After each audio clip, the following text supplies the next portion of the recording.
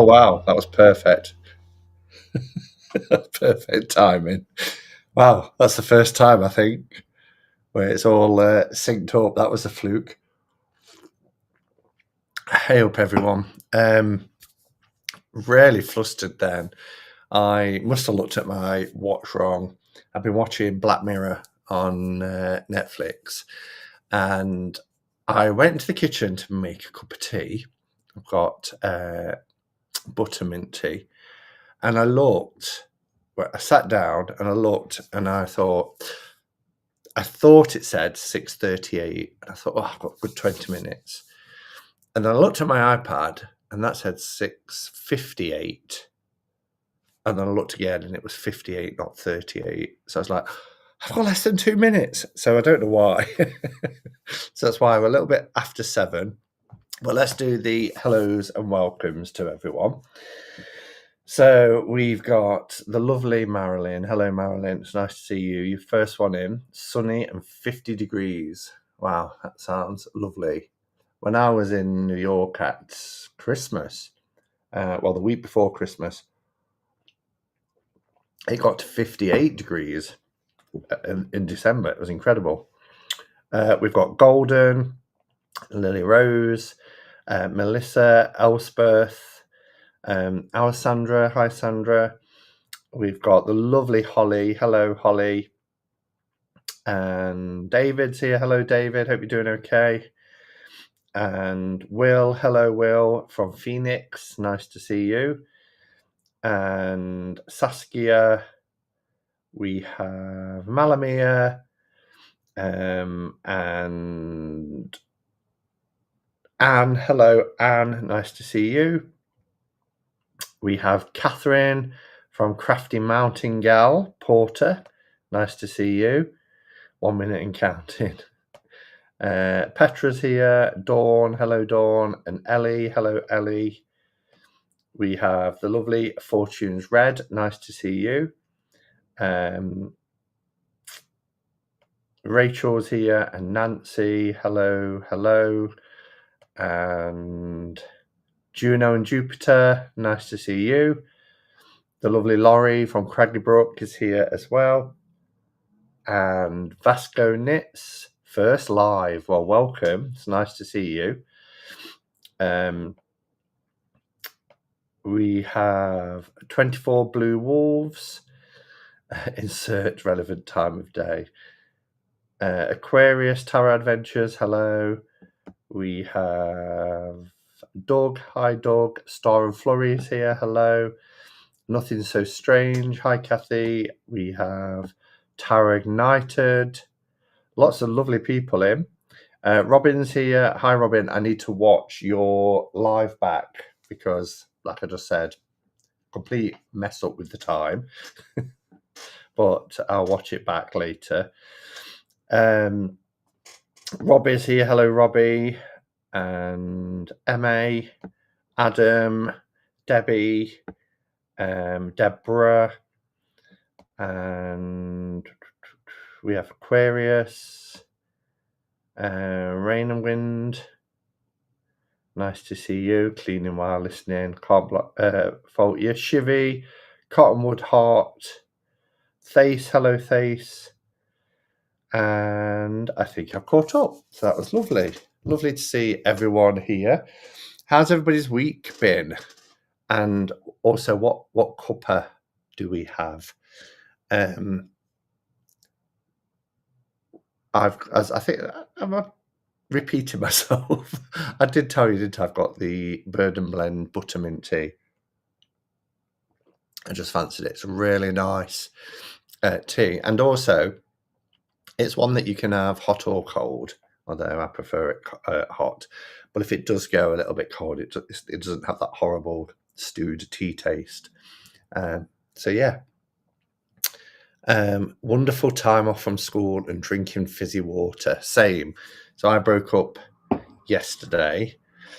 Although we're on a 2-week holiday, I worked this week, just doing a bit of catching up, which is always nice. So very desk-based this week and planning and things like that. And then I broke up yesterday and I'm back a week on Tuesday because we got the bank holiday Monday coming up. So we've got Friday is Good Friday, and then bank holiday Monday, Easter Monday. So I actually don't go back to work till a week on Tuesday, which is nice. And it's just downtime for this one because I haven't took a holiday since Christmas. And the next 3 times I'm off work, I've got things planned. Well, actually 4, because it'll be Christmas the 4th time. And I've got plans for that as well. But I have Bigelow's perfectly mint tea with milk, perfect for drinking my graham. You say graham crackers there, don't you? Rather than graham crackers, with salted butter. That sounds nice. Apple strudel tea. I don't do tea, only hardcore coffee. I mean, I'm an AM coffee, PM tea type person, Adam. I have to have that coffee as the first drink of the day. I have to have my coffee. I spend way too much on coffee. Although I can get it a little bit cheaper now because I've got a blue light card, which takes like 10% off, something like that, for Starbucks anyway. So on my way to work, I'll pick a coffee up, and that's my treat for the day. Water tonight, ice cold Coke, Korean rose spicy ramen. Ooh. Oh, hello, Dustin, by the way. I started reading the comment before seeing who's even put it. It's been relaxing. I'm on my holidays. I'm sipping a cold glass of Pinot Grigio with a splash of sparkling water. That sounds amazing. Strong coffee for me. I just made a cup of blackberry and blackcurrant tea for my husband, and it smells so lovely. But I love my coffee the best. And Vasco is on Physico, forgot to get a bottle of wine. See, I've still got a couple of bottles. One red, which is a Merlot. No, it's not a Merlot. It's a Merbeck.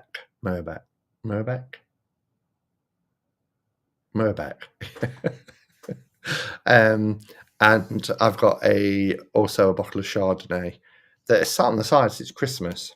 How good's that?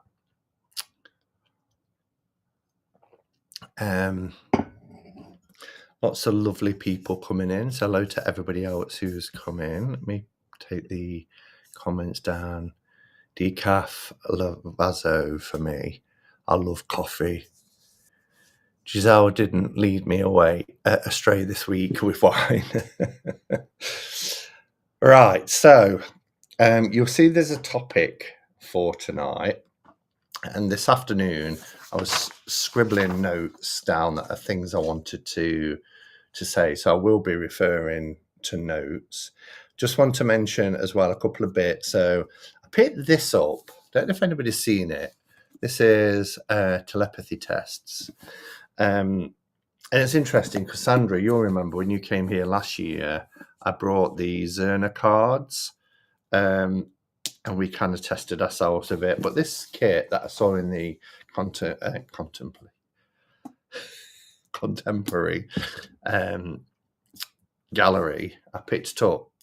And it's 50 cards. It's all different types of cards for kind of expanding and developing intuition and things like that. I do remember, she says. Hello, Chris. Nice to see you. So I haven't even opened it, and I thought, well, it's something to play with while I've got some time off. It says, have you ever wanted to communicate telepathically with others? This practical and fascinating kit will bring your telepathic skills to the fore and astound you with the power of your mind. Using 5 sets of card-based tests, you'll learn how to develop your psychic abilities and see what is on the cards. You can work with a partner, a group, or just by yourself in these intriguing exercises. Discover the tried and tested telepathy techniques that psychics use to develop their own craft.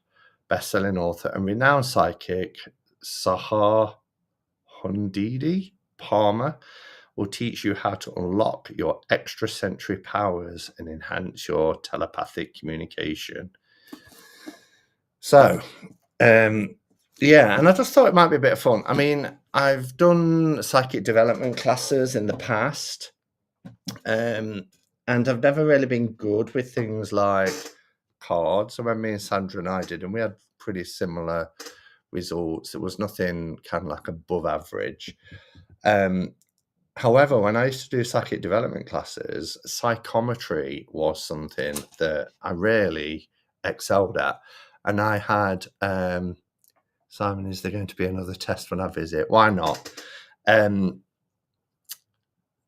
What was I saying? Oh, yeah, psychometry was something that I was really, really good at, and something that I've used many times. This week, had a team building event, and we went to, if you follow me on Instagram, you will have seen the pictures, but we went to the Museum of Curiosities, which is owned by, I forgot his name, it's just gone out of my head, Steve. I'm not going to look, it would take too long. Steve Wesson has come to me. Steve Wesson owns it. The only other one of its type is in Las Vegas, and we went, and it was great. But there was one part where they give you 2 skulls, actual human skulls, and ask you what you pick up from it. And I won't say anything because I think Sandra and I are going to visit. I'm going to take Sandra when she comes up. But he just stood there and he went, "You're spot on." So holding things, and that's when I do readings for people face to face, I like to hold something of theirs, because it's something that I've used for many years, and it seems to have results. Creepy. Yeah, it was a little creepy. There was like, "Would you like your photograph taken with it?" I was like, and then you have to pay like $6.50 for your photo. I was like, "No, thank you." They look like Zona cards. Yes, they are. Well, one set, there's different, I think there's 4 different sets, making 50 cards in total. I've never had a team building exercise so fun as an oddities museum. Yeah, it was great. There was lots, I mean, that was just like for an hour of the day. There was other things that we did, but I thought I'd take them there. Anyway, so that's that. And then I also had this week some lovely little gifts from Sandra. So she, if you subscribe to Sandra's channel, Sandra, who's in the chat, Spirit of Avalon, went to Glastonbury last weekend. And isn't time going fast? I was thinking today, Sandra, this time 2 weeks ago was in London, and then last week you was in Glastonbury. So Whitby will be here before we know it. And she went to Glastonbury. She went to a witch's market, and she picked me up a couple of little bits. And one is this really cute little ornament. Look at that. It's ancestral standing stones, and they've got little spirals and markings on the back of them. But I thought, how cute is that? Really cute. So thank you for that. I'm going to pop that there on my little space. She also got me, and I've already had a smell of this, from Sons of Asgard. Can't wait to go and see their new shop layout. The Lord of the Forest magical spray.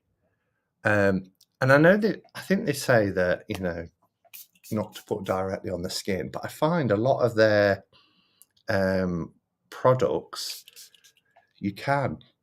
And this one smells amazing. Lord of the Forest. Their sprays are beautiful. The teas are lovely, but Sandra showed that, and I thought, I'll have to try that when I go. Lord of the Forest. It sounds really nice. So, and then she sent me one. So That was lovely. Oh, and it smells beautiful now, this whole space. Catch up on Thursday, BBC iPlayer. What's that? What's on BBC iPlayer? Has anybody else been watching Black Mirror? Season 7 dropped on Thursday. I've watched 4 out of 6 now. Some are better than others, but some are really good. I've still got 2 more to watch. And then the last thing she sent me was this pouch, tarot bag, and it's beautiful. So the design is by Win Abbott. It's the Morrigan. It's beautiful, really, really nice, good quality. And I thought when Sandra said, because I said, "Oh, who's the goddess on the front?" She said it's the Morrigan, and it's been designed. It's got a lovely velvet quilty feel to it, and it's double printed. I will put my Primordial Oracle in here by Win Abbott. It won't take the book, but I don't tend to put them in there. These are the backs. I showed this on my channel last year. This deck is just beautiful. I've also got the altar cards. I could put both in, actually. They're in a bag at the minute. But this deck, love it.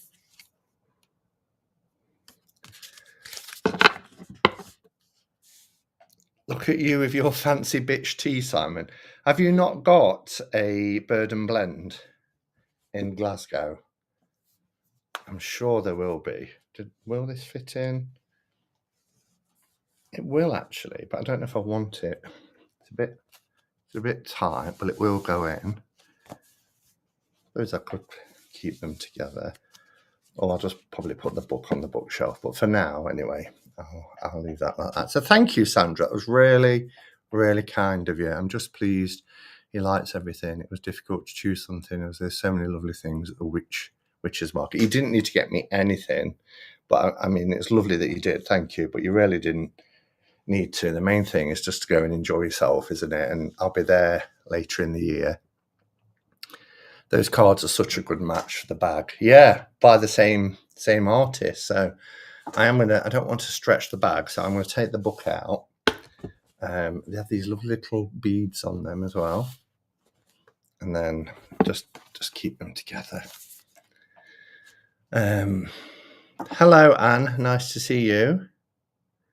I've just been lighting pieces of wood, but can't keep it going for more than a few minutes. Any advice on how to effectively burn Palo Santo? Yeah, the thing is with Palo Santo, it's not something that will smolder like an incense. So like an incense stick, you can just light it and leave it. With Palo Santo, I just tend to light it, waft it, get some air around it, and it will smolder for a little while, but it does go out. That's the thing with it. I was determined to get you something, Simon. I don't know, but I certainly don't have a big ornate glass teacup. The mugs. I love odd cups. Anybody that comes here will know that I don't do, I'm not a dinner service type of person. All my plates are odd because I buy them. I might buy 2 at a time, but I tend to break them anyway. But there'll be, I might be in John Lewis and I see a plate and I think that's a really nice plate or a bowl. I'll buy that and I buy one. And I'm very much the same with my mugs. But this one is a teacup and it's got I don't know if it will show up on camera. You can kind of see it there. It's got an iridescence. It's very camp, but I like it. And I got it from TK Maxx and it was something like, I don't know, £6. But it's quite a nice, it probably holds as much tea as a mug would rather than a teacup. Gordon says, I love odd cups too. Yeah. So anybody that comes here won't get, if there's 3 or 4 people, you won't get matching cups. I missed the Witches Market this time. Sadly, my non-verbal autistic 5-year-old son was having a bad day. Oh, bless. Next one isn't till winter, I think. Nearly all my cups are odd, not necessarily by design. Yeah, sometimes you break them, don't you, if you have a couple. I tend to, with plates and things or wine glasses, I tend to buy them in like a set of two. But yeah, over time you end up with one anyway. The next one is September. We've got in Nottingham the Beltane. So if you saw my videos, I did a vlog in October of the Samhain pagan market. They're now having a Beltane market, and it's 2 weeks today. And I'd love to have gone because it's going to be maypole dancing. It's going to be very pagan. There's lots of live music, and there's over 120 stands now. So it is huge. If you, like I say, if you remember my October one, but I'm away, so I'm going to, well, you'll see because I'll vlog, but I'm going on one of the ABC adventures. So, and that's all planned in, and there's 4 of us going this time. So that's happening. I was going to say something then, and it just went out of my mind. I kind of wish they'd do them over 2 days. Wish they'd do a weekend and then perhaps go on the second day. But it'll be too much to set up and take down and reassemble the next day. You should go, Simon. I can't, Sandra. I've promised the people that I'm going with. Simon, check out BBC iPlayer Homes 30 episode Under the Hammer. They were in Glastonbury. Oh wow, how fantastic. Okay, so what I wanted to talk about this week was those sort of decks that either because let's be honest, if we're being really, really honest here, most of us, or certainly a lot of us anyway, accumulate quite a lot of decks. I certainly do, and it's kind of a continuation of the theme from last week when I was talking about how to begin decluttering. But there's that sort of situation that I find myself in where I'll get decks and one of two things happen. I'll see a deck and I think, oh gosh, that looks amazing. And then I obsess about it. I start thinking about it and I watch different walkthroughs of it. I'll add it to my wish list. And then I get it. And yes, it really kind of hits the spot. I get a connection with it and I love it until the next one. And then it goes on the shelf. Or there'll be a huge hype around a particular deck and everybody's talking about it. And I look at it and I think, yeah, that looks great. And then I get it and doesn't do it for me. It's called denial, Simon. Where I've got my notes the wrong way around as well. Let me grab my notes because then I kind of might be a little bit more coherent with it. So I think I called it something like deck drama in the title. But basically, it's getting us to think about why we have connections with some decks and others we don't. So why do we ghost some decks, and why do we obsess over others? And like I said, I think we've all been there. And it might be that we fall in love with the imagery. Or certainly for me, I have this sort of visualization of me working with a deck. So I'll see somebody do a walkthrough, and I think, oh, I would love working with that. And in my mind, I have this scene of reading with this particular deck for myself or for other people. And yeah, I really could see myself connecting and working with it. And then I'll add it to the basket, and then I'll obsess about it arriving. I think, gosh, where is it? And I'm going on and I'm looking up the tracking number, and it's just leaving the originating country. And I think, oh, it's been saying that for 3 days. um, and so yeah, there's a deck that's been sent to me actually from the Ukraine, and I broke up and I've had it sent to my work address. And since Monday, it's been saying leaving the originating country, and it still said it yesterday. And I was like, well, it's gonna have to wait 10 days now. But yeah, and then we get it, and sometimes it's like, oh, I don't really feel anything for it now I've got it. Or maybe the opposite. Maybe I didn't expect too much about a deck. Somebody might say, I'm sending you this deck for review. And I look at it and think, well, that's nice. And I don't expect too much of it. And then I can't stop using it. It has a really,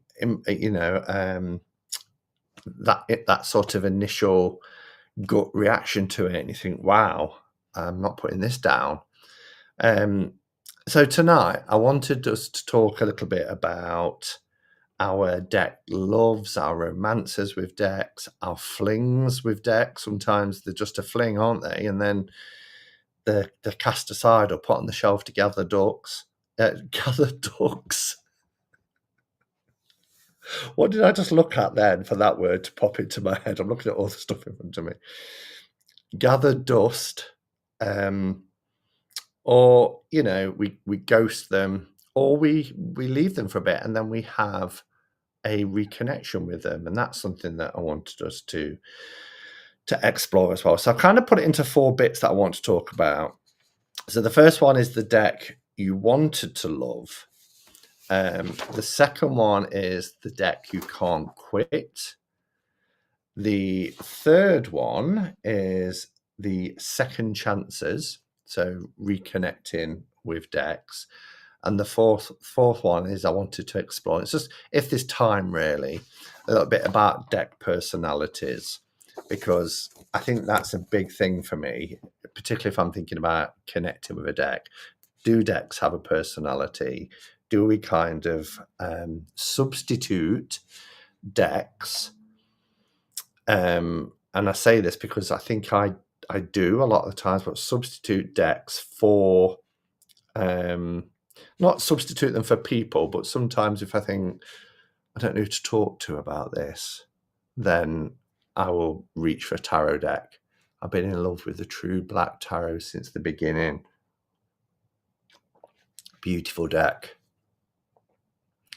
I think it's timing as well. Yeah, and I think that we should hopefully cover that under the bit about reconnecting, certainly when we look at that. So first one then is the deck you wanted to love. So when I say the deck I wanted to love, the one that I was excited about getting, everybody's talking about it and saying, oh, have you seen this deck? You've seen this deck? And then it arrives and it just doesn't click for you. So for me, and feel free to share yours, but for me, it's going to probably be as a surprise, and some people will be like, oh, he said what? But it's the Unfolding Path tarot. I wanted to love it. I really wanted to love it. Everybody said that it was deep. It was intuitive. This is the indie version as well from 2022. It's got the sticker. Now, these are in order because I've also got the Hay House copy. This is the one that just has the fold out for the cards.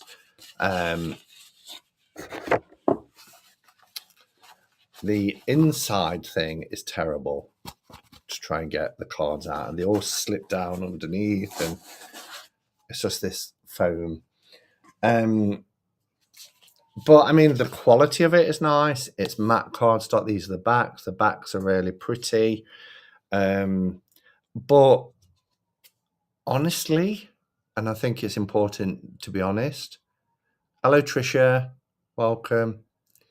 The light seers, I didn't resonate with it. Yeah, and I do resonate with the light seers, and maybe this was too close, and I kind of thought, well, that itch has been scratched. There's a lot of white on it, and that's not necessarily an issue.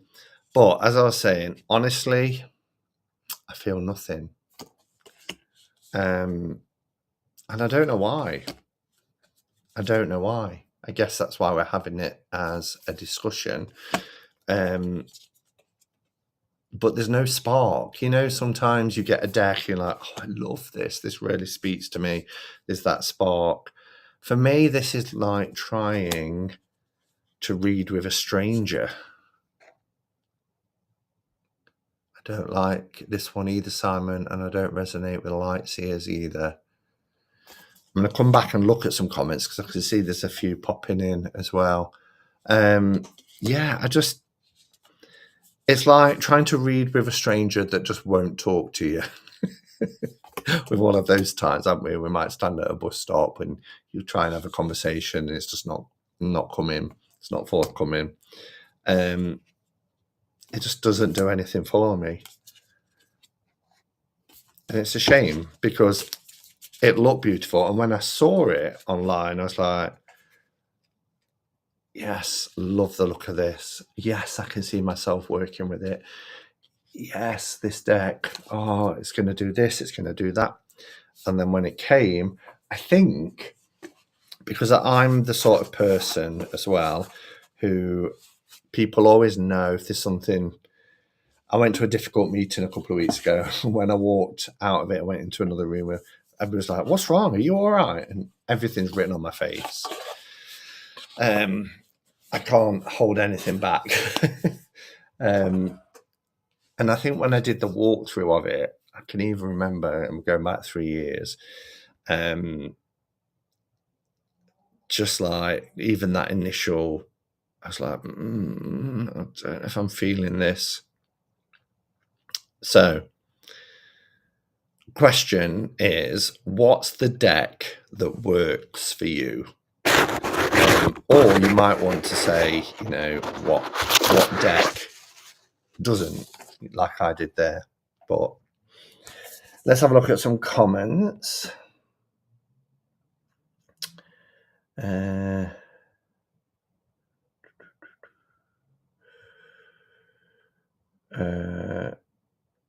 don't know how far to go back. Also, if you do want me to read out your comment, if you write it in capitals or tag me, it'll just help me to see it because there's 133 people here and I don't want to miss. I've gone back to the Witcher's Market, so I know where I got up to.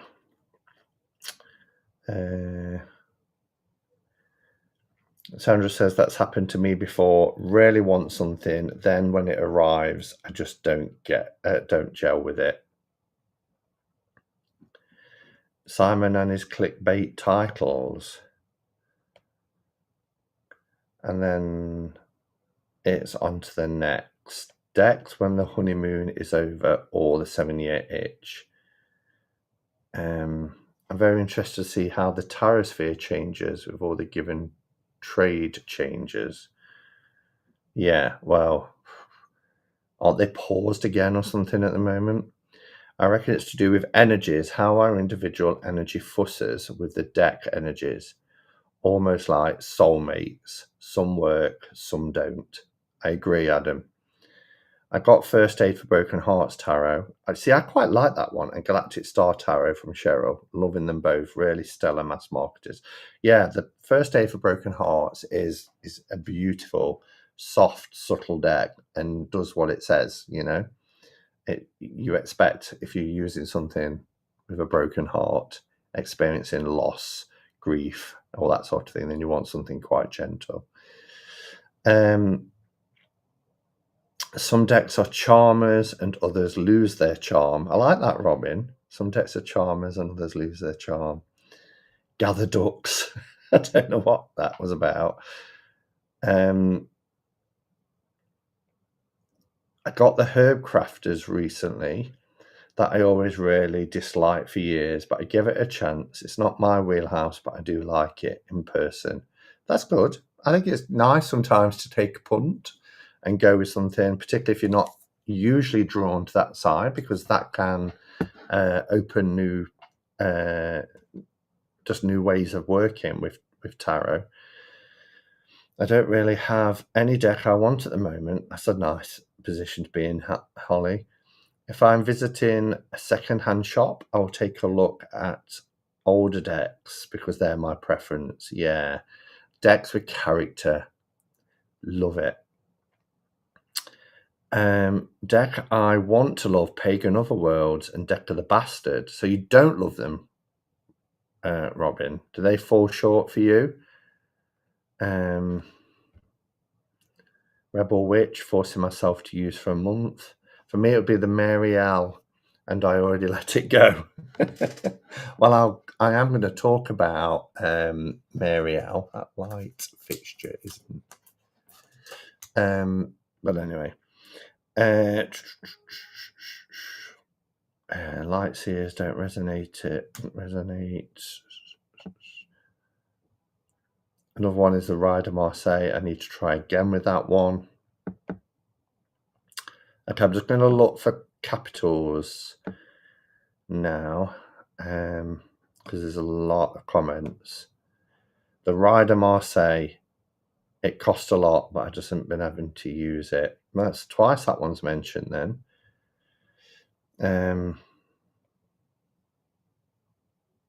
Yeah, okay. So that was that one.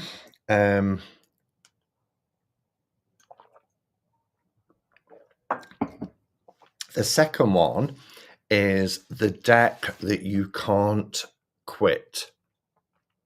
So let's switch gears from what we were talking about. This is the deck that you always come back to. So again, decks are released all the time, aren't they? And it's always exciting when we're looking forward to a new deck, and it will come and we'll work with it and we'll love it, and we'll post pictures in Instagram and everything else. But then there is that deck that always drags you back. And no surprises for me, but it's about me wanting to hear yours as well. The one that I just keep coming back to, of course, and this is a perfect. I've had this bag a few years. It's gold on the inside and this beautiful red, and it matches the Ancient Aurum with its black. With its gold and red backs as well. So yeah, I mean, this deck is one that I just and RWS in general. I'm just showing this one because it's my current favorite iteration. But every time I try and work with something else, and this is why, I started for this month, I'm going to work with, for this month, it's Lubbock. Last month, it was I always say the title wrong, but the nature, see, this is what I'm on about. You know which one I'm on about, the one that's on the eco herbage paper. I start off through the month and I'm like, this is working really, really well, but I miss my RWS. So I start to then incorporate this again into the morning. So I think, right, well, I'll use my RWS in the morning and then use Lubbock in the evening. So even though I'm working with a deck for a month, the RWS is one that just doesn't go away. And I think that's a sign when you know that you've got your soul deck, the one that you really love.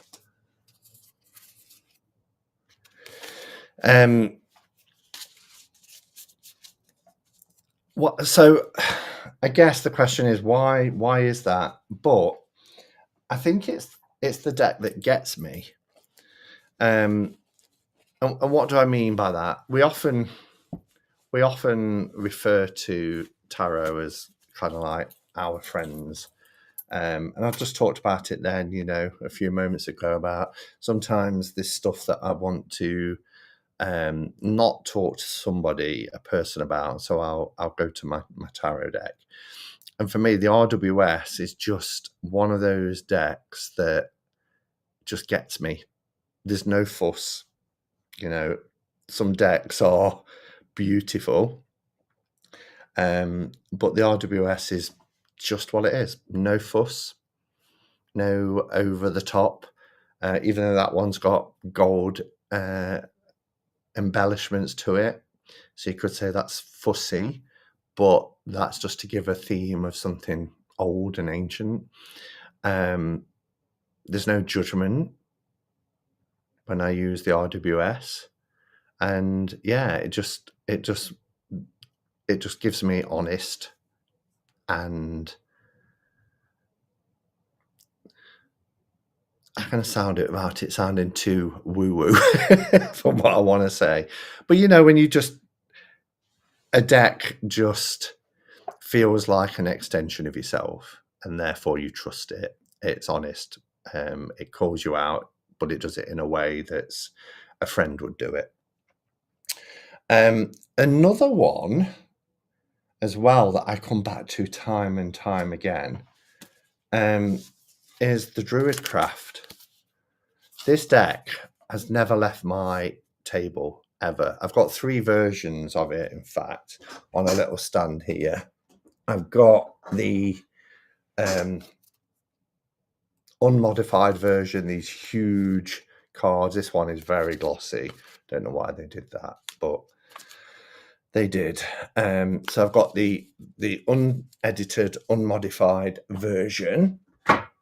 I've got this version, which is my favorite version, which is trimmed down to a tarot size with the titles at the bottom. And then I also have my naked version, where everything is removed except for the artwork. I love that for the Temperance card. So gorgeous, this deck. So for me, Druidcraft as well is, and when I've done my top 10 all-time favorite tarot, this is in there always. And it's just one of those decks that it's very RWS. But if the RWS didn't exist, as in Pamela Coleman-Smith had never drawn a tarot, then this would be the next one in line to be my soul deck, because I just love it. It speaks to my pagan heart, but it's not trying to. I mean, Llewellyn is another one that I really, really love, but it's themed. And by themed, I mean there's characters in there. Arthurian Tarot is another one. This is just of a time, of a land. It feels quite ancestral as well to the roots of this land where I live. I'm going to look at that. So Druidcraft is another. I'm going to trim it. I can't fault you. Best thing I did was trim the Druidcraft. It's a deck that's screaming to be trimmed, isn't it? Okay. Don't forget capitals, guys. David said the Golden Tarot Cat Black.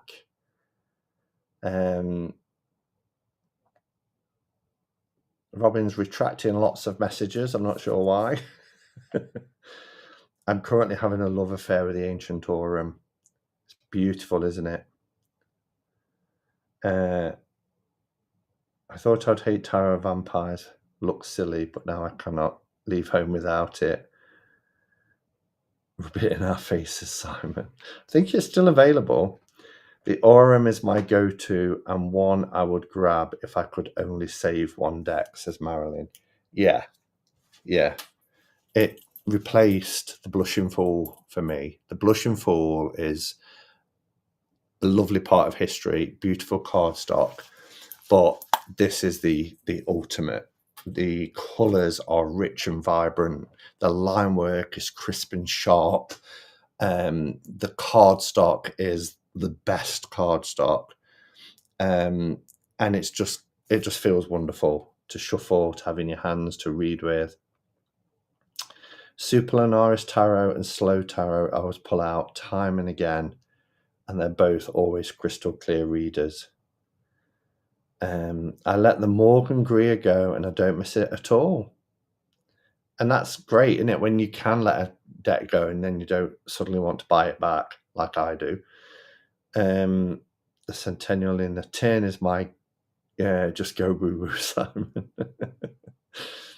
Hello, Cheryl. Nice to see you. The Quen Tarot is one I can't be without. I bought that from Watkins in London last year. Simon, I just talked about this on my live stream. Someone said tarot is like your dog. It has unconditional love for you. Okay, I can get that. I love the White Winnie. The owl is so expressive. The White Winnie. Not sure what that is. Druidcraft is awesome. Druidcraft surprised me how well it read for me. I didn't expect to like it. I cut everything off as well. Simon, are we just talking tarot? Not necessarily. No, if there's a deck that you want to include, then do mention it. Are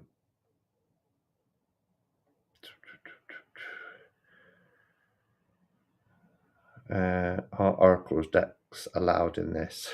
Allowed. There's no gatekeeping. You do whatever you want to do, and to join in the conversation, you add in anything that you want. So the question for this section really is, what's your go-to comfort deck? So as I mentioned, mine is the RWS, and at this moment in time, it's the Ancient Aurum is my go-to comfort deck, closely followed by Druidcraft. And Robin, you asked the other day whether I was in a position yet to do a top 10 favourites on RWSs.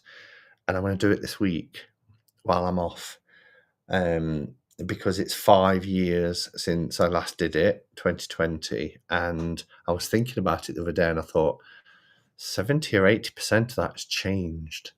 So go-to comfort deck, again, Forest of Enchantment. Would you say that's your soul deck then, Sandra? If the soul deck tag was still going around, would you respond to it saying Forest of Enchantment?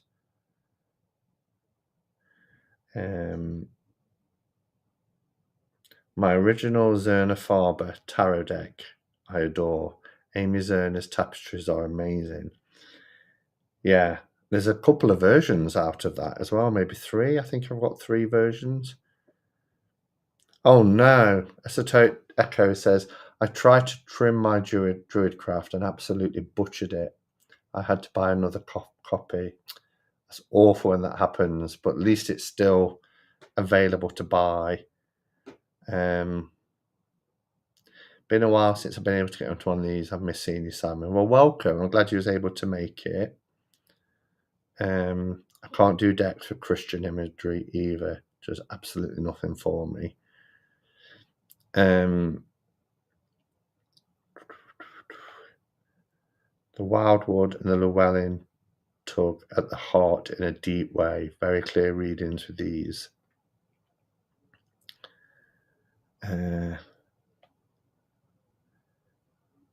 Yes, it is, Simon, she says.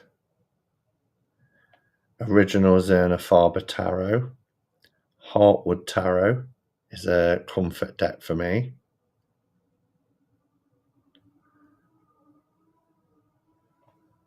Can you hear that? The mystery is solved on the drilling that happens every night. Somebody put a message saying, have you ever considered it could be somebody grinding coffee beans? And I thought, could be, but that's very loud. And then the next time it happened, I listened and visualized somebody grinding coffee beans, and I think that's what it is.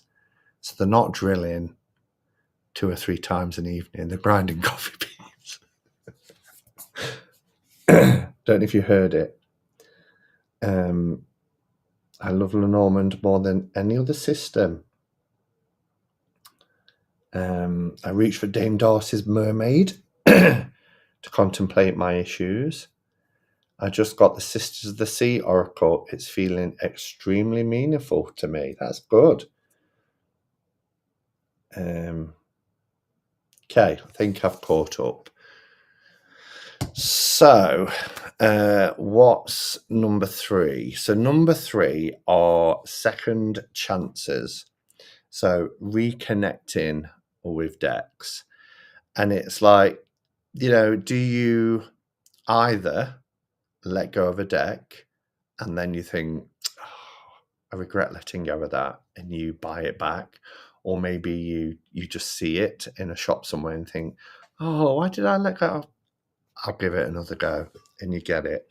Or maybe you put it away on a shelf for a few months, years, and then come back to it at a time. As somebody mentioned in the chat earlier, sometimes it's about timing. Sometimes it's about where you are in your life and your journey with tarot as to whether a deck is ready for you at that time, or you're ready for it. But sometimes you come back to a deck and you fall in love with it all over again. And I think that's lovely. So I'm less, he says, wanting to scale back, but it makes me nervous. So I think part of it is about boxing things up, unless I know I'm not going to connect with it. But I think sometimes I'm more now about, actually, I'm not going to let it go. I'm going to leave it on the shelf for a bit and see if there is a time in the future where I'll come back to you and see where we are. So I've got a couple of decks for this, really. The first one that I'm going to mention, which I did a video on back end of last year, is the Wildwood Tarot. So as you know, I'm really, really fortunate to have been gifted the Greenwood, which I never thought I'd have. And this is on my little old space with the card of the week, which last week's card of the week was 2 of Wands, out on display on a little stand. But when I never thought I was going to get that, I did a video, I think about August, September time, saying, will we ever get the Greenwood Tarot? And maybe it's time to dig out the Wildwood and connect with it. So the original Wildwood looks like this, with borders, white borders. These are the backs.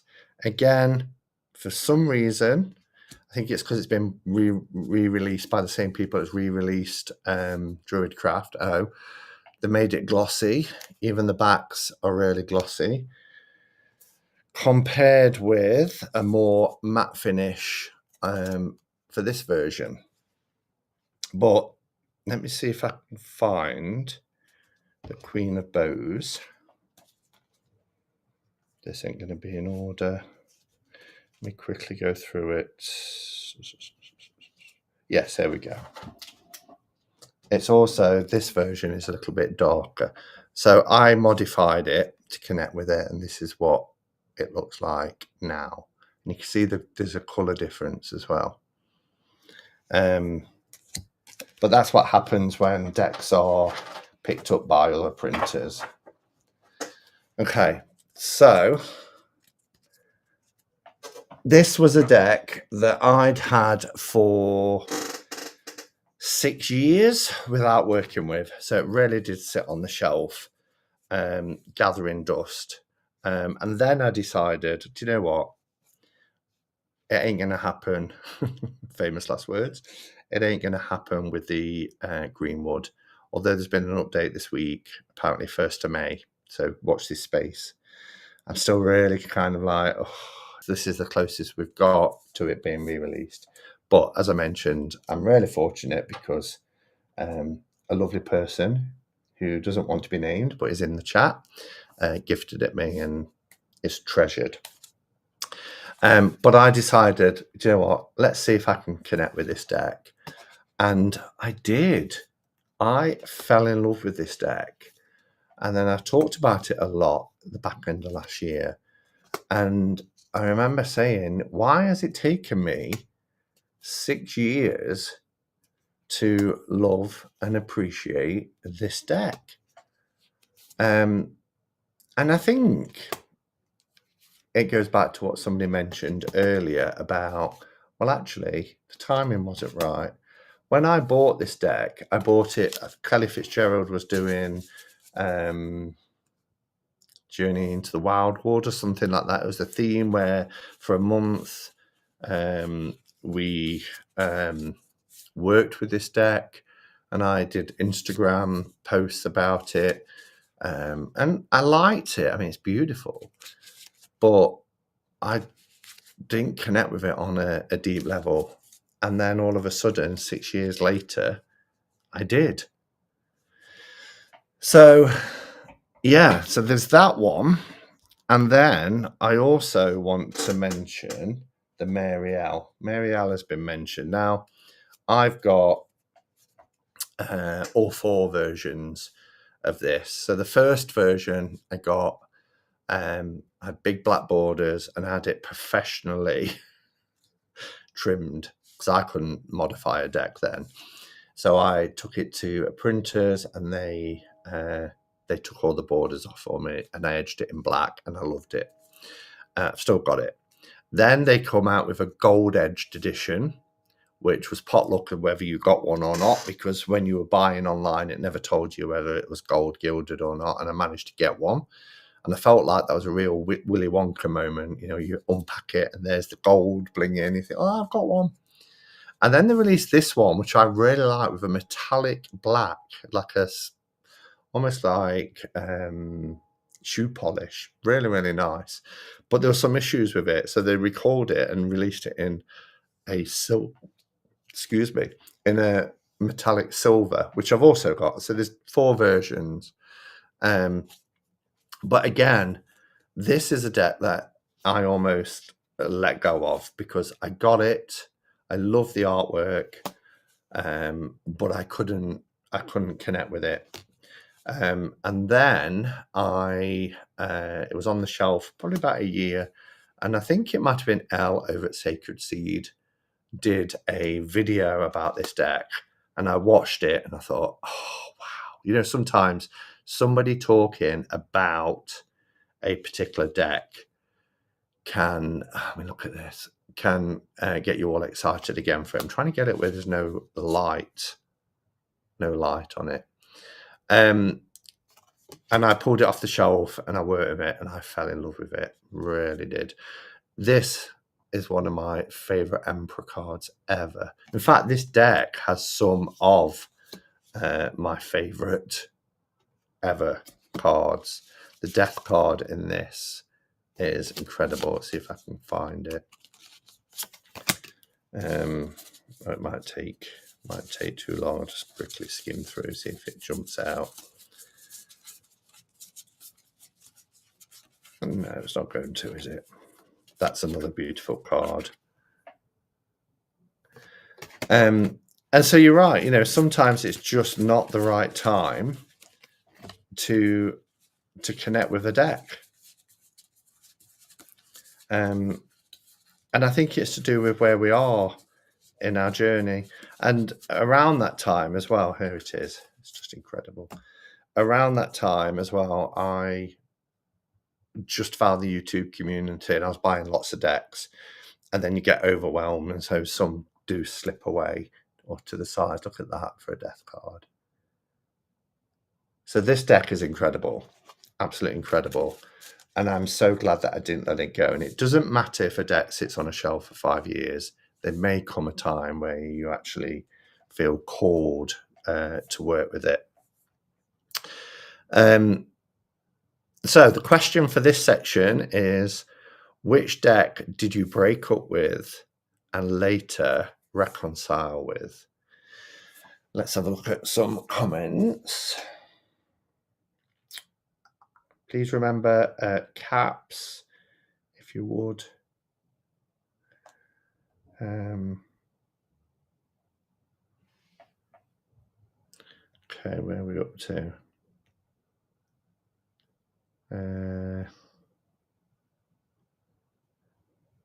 Luminous Void Tarot, Wildwood Tarot. Twice I brought the Line Strider Tarot. This hate-love relationship is so weird. Line Strider is one that can be quite challenging, I think. Morgan Greer and Mystical Tarot.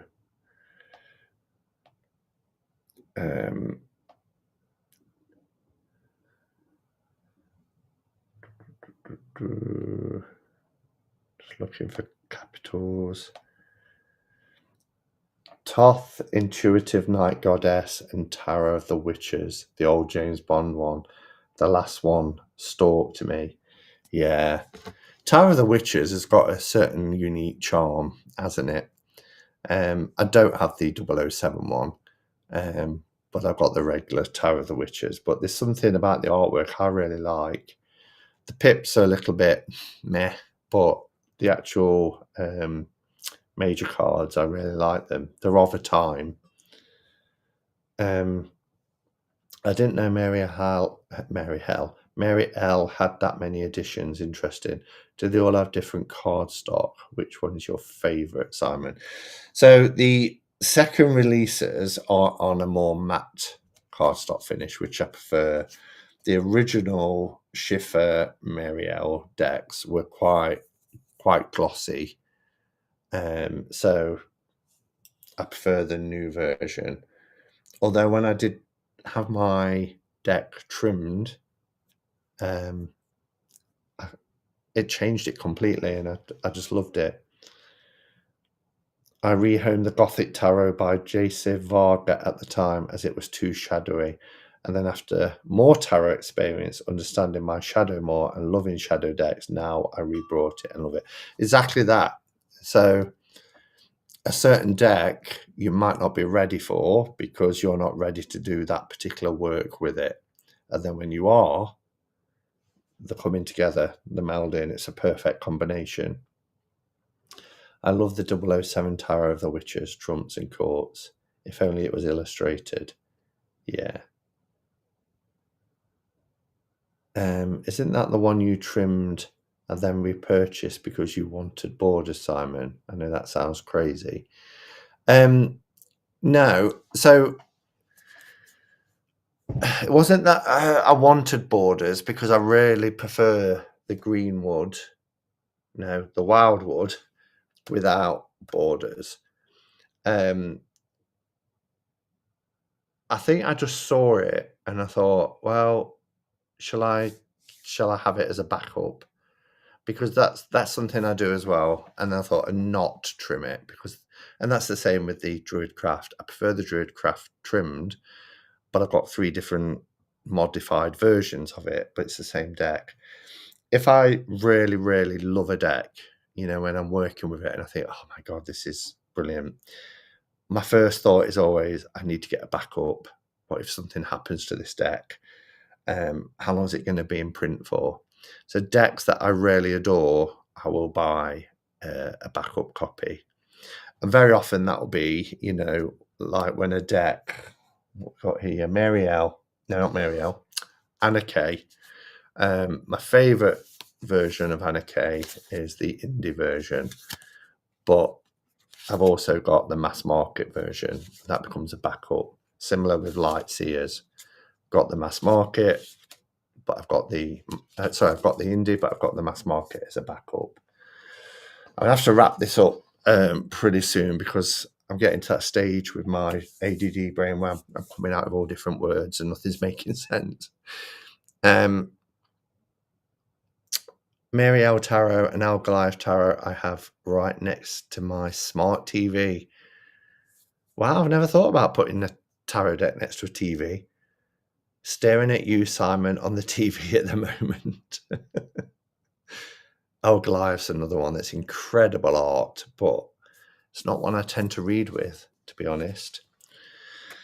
All right, so the fourth and final section is about deck personalities. So are they real is a general question, I guess. I mean, we often talk about decks having personalities. And what defines a deck having a particular personality? Is it the artwork? Because otherwise, if it's not that, then they're just bits of paper, aren't they?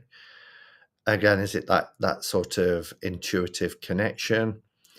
But do you ever get a feeling that a particular deck might be, oh, it's very sassy, this deck, or this deck's quite moody, or there's a lot of wisdom. This is a wise deck.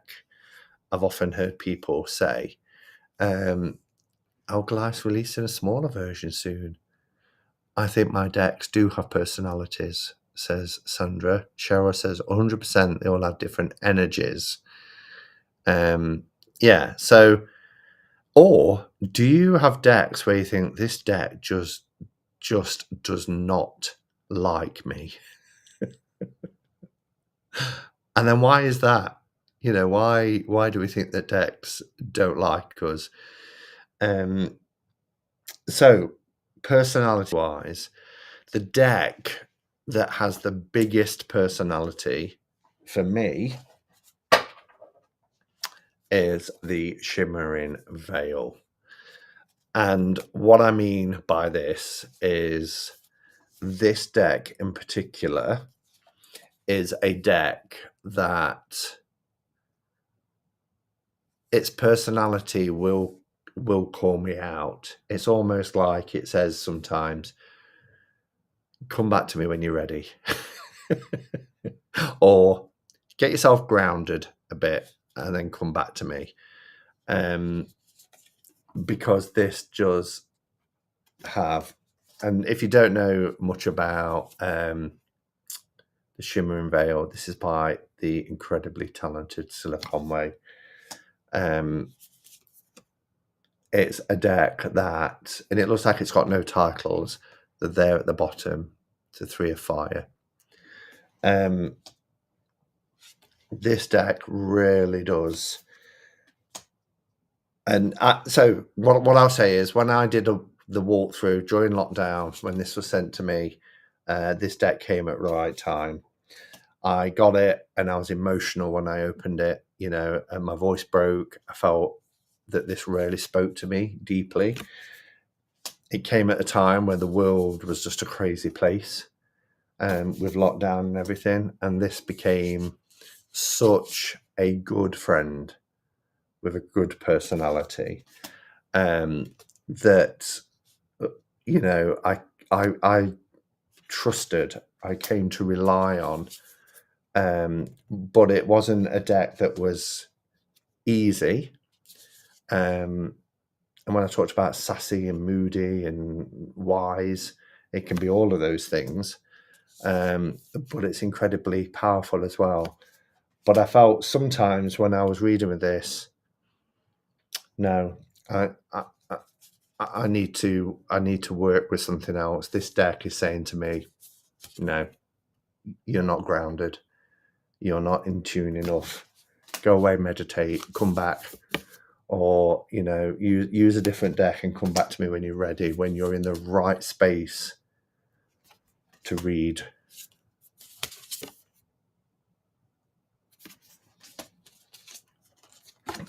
Okay, let me show you a couple more beautiful cards. This deck is so underrated as well. I don't see it a lot. people talking about it, but it is a masterpiece. It really is. For a tarot deck, I think, particularly if somebody or somebody will say that they're a tarot creator, this, I just think, should be in people's tarot collections, because, wow, amazing.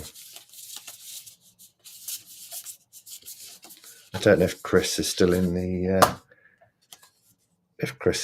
room, but there's one for you, Chris. Look. So yeah, Shimmering Veil is the one. excuse me, the one for me. That has the biggest personality. I love Shimmering Veil. Me too. Let's look at some some comments.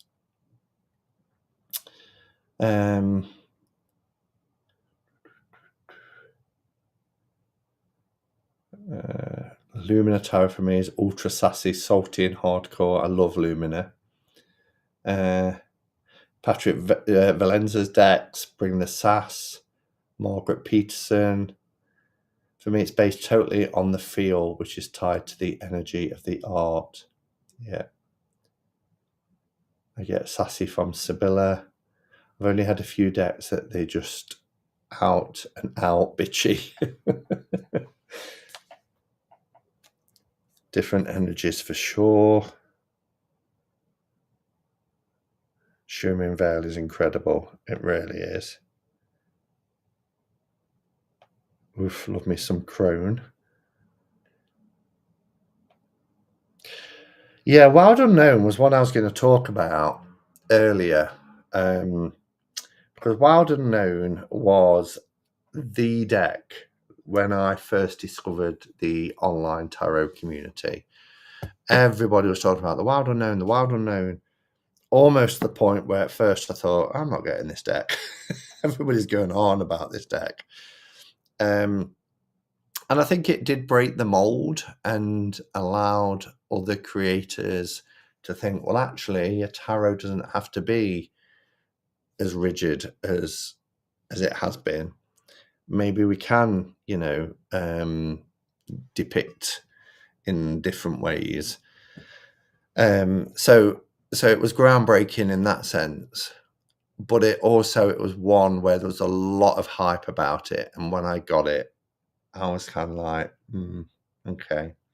And then I decided to feature it on a Throwback Thursday, and I worked with it for the week before, and I actually really enjoyed it. It had got quite a nice vibe to it. Brady Tarot is one I use over and over again. I adore the Shimmering Veil Tarot. Its sibling deck are really emotive decks. Yeah. And yes, they are emotive, really are emotive. That's a good word. Ethereal Visions.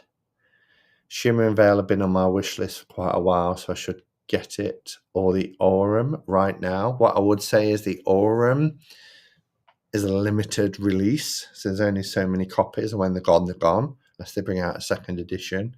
Shimmering Veil, you can still get it. So I saw it in Watkins a couple of weeks ago. Not so much personality, character. I feel like decks have their own characters. Personality is such a modern concept. Oh yes, and Golden says Aurum limited edition. Yeah. I mean, they're both amazing, both incredible decks. Definitely both in my top 10 all-time decks. Yeah. Okay.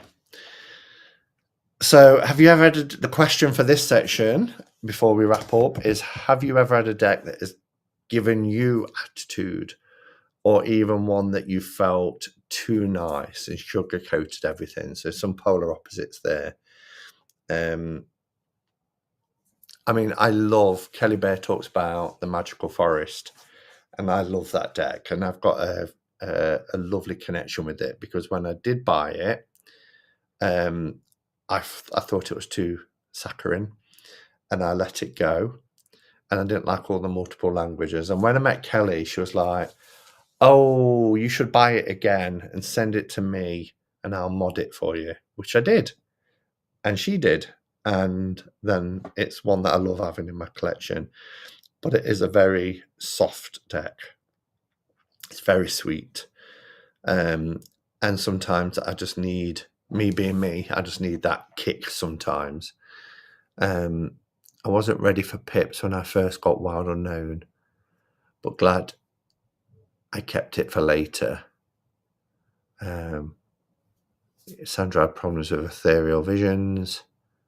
I think I sent you ethereal visions, didn't I? Sometimes you're meant to be a delivery system, moving a deck to where it needs to be. Good point. Yeah, I often believe that sometimes you're not meant to have things and they're better with other people, and it feels right when you let it go and give it to somebody else. Morgan Greer Tarot is totally a nice deck. Libra leaning, sugarcoater, but it does still give clear answers. Luma Tarot is a slap in the face, listen to me, salty, demanding deck, which I love. Yes, you did send it to me, Simon, but because someone else had touched it. Yeah.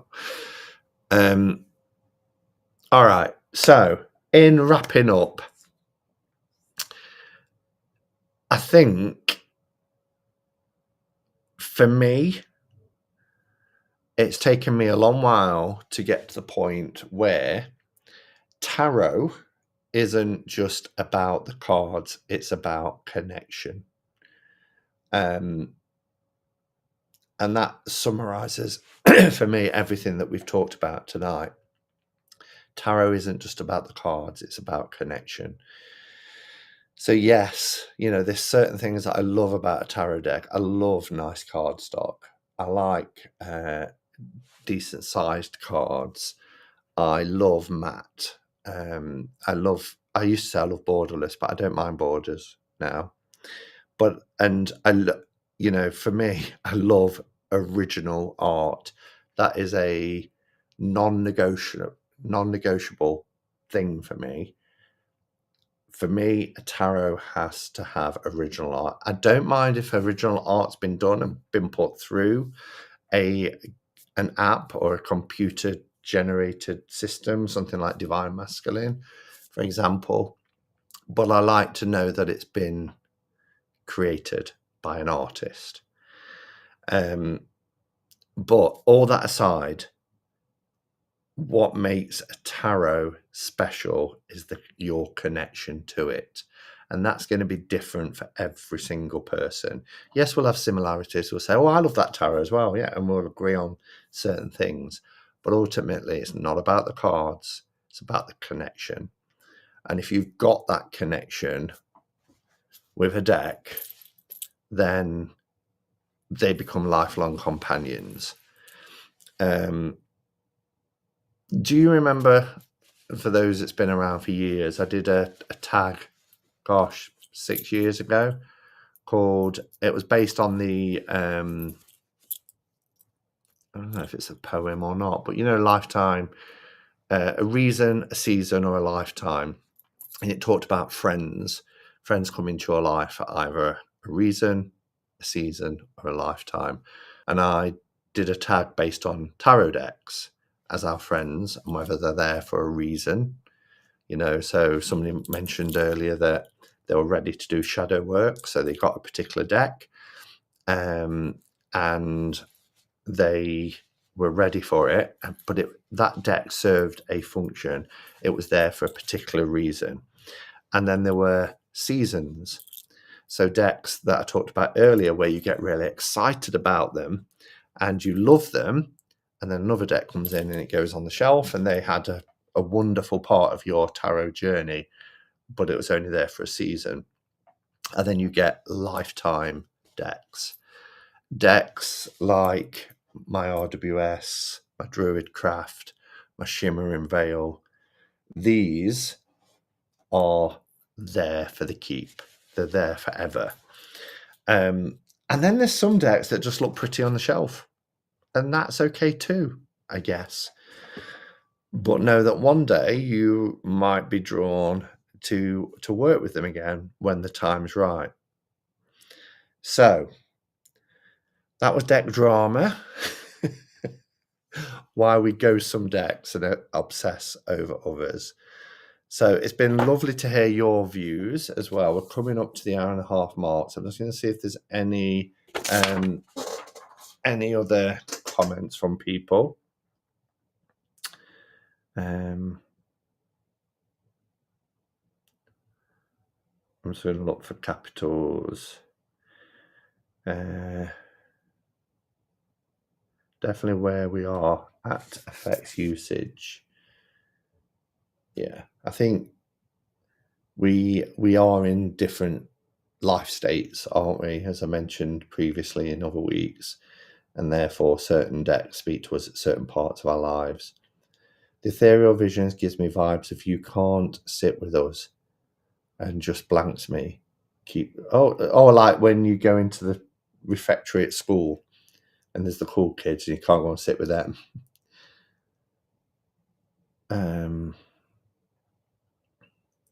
Sometimes you're meant to be, yeah, I've heard that about the delivery system. I've gone back further than I thought. Definitely, Simon, it's the connection. I also prefer hand-drawn decks, or as with the Zerna Faber deck, fabric, yeah.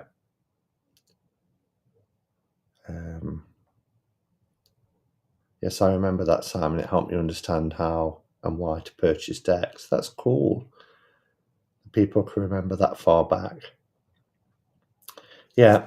All right. So let's pull a card. Well, a tarot tile.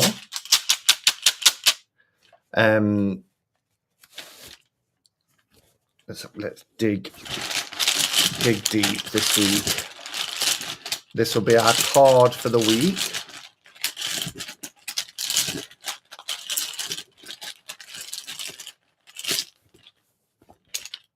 I just dropped it. Did you ever do that? I'm hoping that the universe will respond in such a way that it was the same card that I dropped. Or maybe it was like, no, that's not your card for the week. Oh, we have a major. We have a major card this week. We have the Strength card. Wow.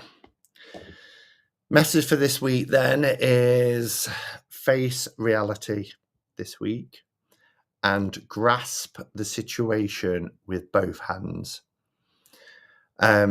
Strength sometimes starts with taking personal responsibility for something, doesn't it? Our actions, and when we take personal responsibility, we recognize, our own flaws and things that we've done wrong, and we can show an enormous amount of strength when we say, well, actually, this is the situation I'm in. The reason I'm in this situation, because of cause and effect, is that I've done this, this, and this. We address it. We don't focus on the imperfections of others. And we have that self-awareness of recognizing where our weaknesses are. And we then challenge those weaknesses and transform them into strengths by being honest about it, knowing where it is that we want to go and what we want to achieve, embrace the situation. The card often depicts somebody being forceful with a lion, but the lion is symbolic. The strength is inner strength. It's about our inner strength, our fortitude, and it's about going within and finding the strength to bring to the surface that we need to change. So that's our message for the week ahead. Reality is so tricky. Yeah, thank you everyone for being here this week. It's been lovely to hang out, as it always is. I've got a really itchy nose tonight, so I keep tugging at it. Yeah, and I'll be back within the week, but I don't know if I need to speak to Cheryl because we're coming up to the middle of the month, whether next Saturday is Spotlight or not. But I'll touch base with Cheryl and find out where we are. But 2 weeks' time, I'm not here because I'm on a trip. So there'll be a vlog for that one in 2 weeks' time. All right. Thanks, everyone. And until next time, go in peace. Namaste and blessed be.